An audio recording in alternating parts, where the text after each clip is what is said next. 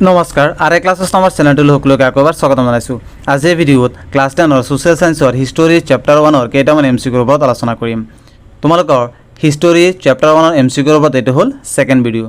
তোমালোকে English grammar, general mathematics আৰু general সায়েন্সৰ এমচিকিউৰ ওপৰতো বহুত কেইটা ভিডিঅ' আপলোড কৰা আছে। গতিকে যিসকলে সেই ভিডিঅ' কেইটা চাই তোমালোকে ডেসক্ৰিপচনত দিয়া লিংক বা আই বাটন ক্লিক কৰিবলৈ বা প্লেলিষ্টত গৈ সেই ভিডিঅ' কেইটা চাব পাৰিবা। আজিৰ ভিডিঅ'ৰ প্ৰথম কোৱেশ্চনটো হ'ল বংগ ভংগ বিৰোধী আন্দোলনক কি নামেৰে জনা যায়? কি কৈছে যে বংগ ভংগ বিৰোধী আন্দোলনক কি নামেৰে জনা যায়? গতিকে ৰাইট আনসাৰ হ'ল অপশন গ স্বদেশী আন্দোলন। তাৰ পিছত নেক্সট কোৱেশ্চন কাৰ নেতৃত্বত ছাত্ৰ সংসদ গঠন হৈছিল? গতিকে ৰাইট আনসাৰ হ'ল সুৰেন্দ্ৰনাথ বন্দ্যোপাধ্যায়। সুৰেন্দ্ৰনাথ বন্দ্যোপাধ্যায়ৰ নেতৃত্বত ছাত্ৰ সংসদ গঠন হৈছিল। তাৰ পিছত নেক্সট কোৱেশ্চন স্বদেশী আন্দোলন কিমান দিন ধৰি চলিছিল? স্বদেশী আন্দোলন 7 বছৰলৈকে চলিছিল। তাৰ পিছত নেক্সট কোৱেশ্চন তলৰ কোনটো কাৰ্যসূচী স্বদেশী আন্দোলনৰ অংশ নহয়? গতিকে ৰাইট আনসাৰ হ'ব সত্যাগ্ৰহ। সত্যাগ্ৰহ স্বদেশী আন্দোলনৰ অংশ নহয়। তাৰ পিছত নেক্সট কোৱেশ্চন স্বদেশী আন্দোলনৰ সময়ত প্ৰকাশিত সঞ্জীৱনী সংবাদপত্ৰখনৰ সম্পাদক কোন আছিল? গতিকে ৰাইট আনসাৰ হ'ব অপশন ক কৃষ্ণ কুমাৰ মিত্ৰ।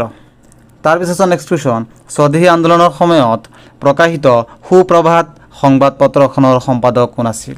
গতিকে ৰাইট আনসাৰ হ'ল কুমুদিনী মিত্ৰ। কুমুদিনী মিত্ৰ আছিল সুপ্ৰভাত সংবাদপত্ৰখনৰ সম্পাদক। নেক্সট কুৱেশ্চন স্বদেশী আন্দোলনৰ সময়ত প্ৰকাশিত বন্দে মাতৰম সংবাদপত্ৰখনৰ সম্পাদক কোন আছিল? বন্দে মাতৰম সংবাদপত্ৰখনৰ সম্পাদক আছিল অৰবিন্দ ঘোষ। তাৰপিছত নেক্সট কুৱেশ্চন ঐক্যবদ্ধ বংগ এটা বৃহৎ শক্তি দ্বিখণ্ডিতকৰণেৰে বৃহৎ বংগ শক্তিক ভাঙি চিঙি চুৰমাৰ কৰিব কথাষাৰ কোনে কৈছিল?